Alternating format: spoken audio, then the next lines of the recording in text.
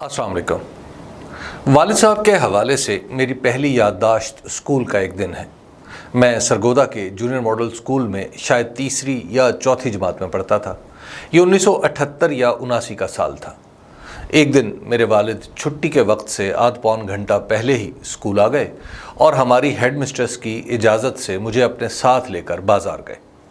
ये शायद उन दो चार वाक़यात में से एक है जब मैं उनके साथ बाज़ार कुछ ख़रीदने गया। मुझे बाज़ार ले जाने का सबब यह था कि उन्हें मेरे लिए जूता ख़रीदना था। मेरा जाना इसलिए ज़रूरी था कि मुझे जूता पहना कर देख लिया जाए। मुझे याद नहीं कि हम किस सवारी पर गए। हमने जूता ख़रीदा और घर आ गए। मालूम नहीं किस वजह से उसी वक्त मेरे जहन में ये बात बैठ गई कि मैं उन बच्चों में से नहीं जिनके माँ बाप के पास पैसा खुला होता है। इस वाक़े से पहले भी मुझे कोई फरमाइश करना याद नहीं, लेकिन इसके बाद की ज़िंदगी में मेरी फरमाइशें न होने के बराबर ही रहीं। वालिद साहब ने कभी ख़ुद से पूछ लिया तो कुछ कह दिया, वरना अपने हालात के साथ समझौता करना मैंने जल्द ही सीख लिया था। आज मैं अपनी उस सोच की इब्तदा का सुराग लगाने के लिए जहन पर ज़ोर भी डालता हूँ तो बस जूता ख़रीदना और फिर यकायक फरमाइशों का ख़त्म हो जाना याद आता है। ये पता नहीं चलता कि जूता ख़रीदने के दौरान वो क्या था जिसने मुझ पर अपने वालिद की सफ़ेद पोशी का भरम खोला। मेरे वालिद घर की सबसे बड़ी औलाद थे, इसलिए मेरे दादा ने उनकी तालीम पर ख़ास तवज्जो रखी थी। ख़ुद तो वो 4 जमातें ही पढ़े थे, लेकिन उनके बेटे यानी मेरे वालिद ने देहात के स्कूलों में पढ़ते हुए 5वीं और 10वीं जमात में वजीफ़ा लिया। फिर मेरे वालिद गवर्नमेंट कॉलेज सरगोदा से होते हुए 1964 में गवर्नमेंट कॉलेज लाहौर आ गए। यहाँ से BA किया, फिर इकोनॉमिक्स में MA का प्राइवेट इम्तहान देकर कारोबार में आ गए। उनका ख्याल था कि वो इस मैदान में कामयाब रहेंगे। सरगोदा में एक छोटा सा पंखों का कारखाना लगाया। मैंने होश संभाला तो उन्हें हालात से लड़ते हुए ही देखा। वो कभी इस काबिल ना हो पाए कि माली तौर पर आसूदगी नसीब हो जाए। उन्होंने जो ख्वाब देखा था उसकी ताबीर पाने के लिए उन्होंने बहुत कुछ खो दिया था। मैं बड़ा हुआ तो उनके साथ काम करने लगा, मगर कुछ ऐसा था जो हर बार गलत हो जाता था और हम एक नए खसारे का सामना करते। उनका ख्वाब पूरा होने की कोई तदबीर न बन पाई। फिर हम सब भाइयों ने अपने अपने रास्ते निकाले। घर बार कुछ ठीक चलने लगा और उन्होंने भी एक कामयाब कारोबारी बनने का ख्वाब अधूरा छोड़ दिया। मेरे वालिद एक खूबसूरत आदमी थे, पढ़े लिखे थे, बात करना भी जानते थे। उनके साफ़ सुथरे किरदार की गवाही मुझे दूसरे लोग दिया करते थे। वो तासुफ से कहते, देखो क्या आदमी है और कैसे झमेलों में उलझा हुआ है। उसके साथ ही मुझे ये भी बताते कि ये शख्स बेदाग आदमी है। बल्कि मुझे एक बार उनके दोस्त ने लतीफ़े के तौर पर बताया कि वो उनके यहाँ गए तो उनकी अहलिया भी मेरे वालिद से मिलने के लिए बैठक में आ गई। इस पर मेरे वालिद ने फ़ौरन सर नीचा किया और कहा, भाभी आपका मुझसे पर्दा है। आम बोलचाल में एहतियात का आलम यह था कि उनका बेतकल्लुफ़ तरीन दोस्त भी उनके सामने गाली नहीं देता था। हत्ता कि मेरे दादा जो चंद पंजाबी गालियाँ तकिया कलाम के तौर पर इख्तियार किए हुए थे, उनके सामने उनसे भी गुरेज किया करते थे। वालिद साहब किताबों के रसिया थे। मुझे किताब पढ़ने की आदत शायद उन्हीं से वर्से में मिली है। उन्होंने ज़माना तालिब इल्मी में जो किताबें ख़रीदी थीं वो मैंने 6ठी 7वीं में ही पढ़ डाली। गुर्बत के आलम में भी वो किताबें ख़रीद कर लाते। घर में अखबार भी आता और कुछ अरसे के लिए बच्चों का एक रिसाला भी।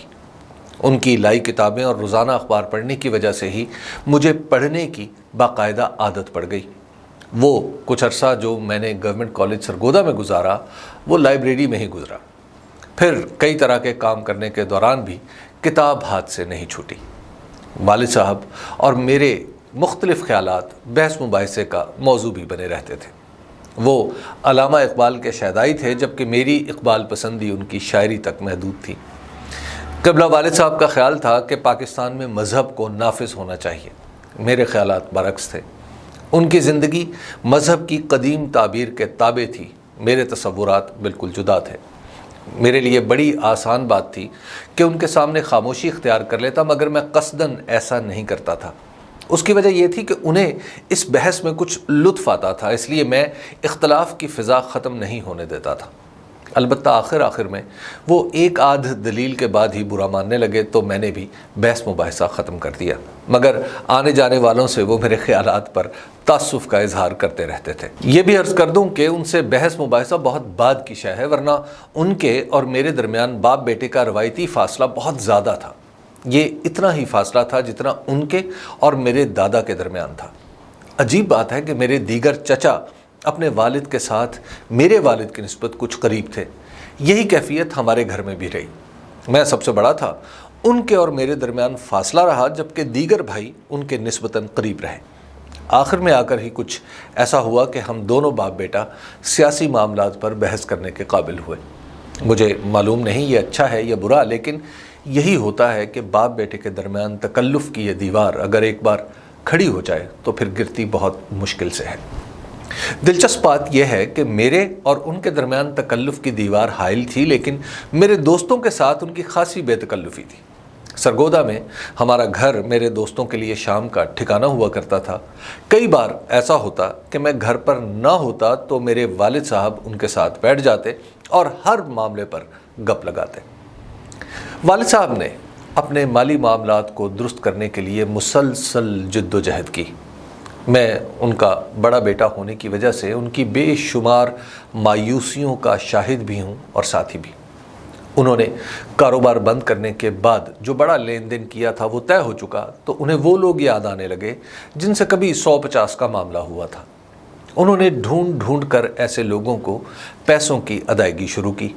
بہت سے لوگ جو اگلے جہان سدھار گئے تھے ان کے بچوں کو بلا کر رقم ادا کی۔ ان کے اس عمل کا عجیب و غریب نتیجہ نکلا۔ قاعدہ ہے کہ کاروبار میں ناکامی کا پہلا اثر بر وقت ادائیگیوں پر آتا ہے۔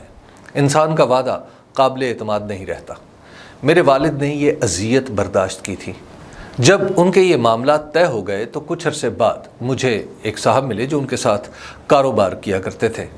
کہنے لگے، مجھے اب اس بات پر پچھتاوا ہے کہ میں تمہارے والد کی لین دین کی بے قاعدگی کو مجبوری نہیں سمجھتا تھا، اس باعث ان سے بدظن رہا۔ جب وہ کاروبار بند کر رہے تھے تو انہوں نے مجھے فون کیا کہ آپ کے چند 100 روپے میری طرف نکلتے ہیں، وہ کسی کو بھجوا کر وصول کر لیں۔ تو مجھے بڑی پشیمانی ہوئی کہ میں کیا سمجھتا تھا اور وہ کیا نکلے۔ ان کی وفات کے دن میرے چچا مجھے کہنے لگے کہ بھائی صاحب کی زندگی جہد مسلسل رہی۔ انہیں ایسے لوگوں سے بھی معاملہ کرنا پڑا جن سے کوئی بھی شخص معاملے سے گریز کرے۔ اپنے چچا کی بات سن کر میرے سامنے اپنے والد کی تمام زندگی ایک لمحے میں ہی گھوم گئی۔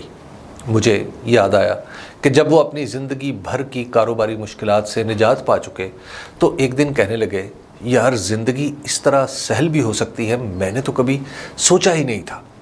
چند ماہ بعد ایک روز مجھے کہا، ایسا لگتا ہے میں پڑھنے پڑھانے میں زندگی گزارتا تو بہتر ہوتا۔ فراغت میسر آنے کے بعد کتابوں سے ان کی رغبت بڑھ گئی۔ جب بھی لاہور آئے درجنوں کتابیں خریدتے۔ اس کے علاوہ انہیں اپنے کھوئے ہوئے دوستوں کی جستجو بھی متحرک رکھتی۔ وہ لاہور میں اپنے ہم جماعتوں کا کھوج لگاتے، کہیں پہنچتے تو پتہ چلتا کہ وہ بزرگوار تو وفات پا چکے یا ایسے صاحب فراش ہیں کہ اٹھنا محال ہے۔ پھر وہ خود بھی بستر سے جا لگے۔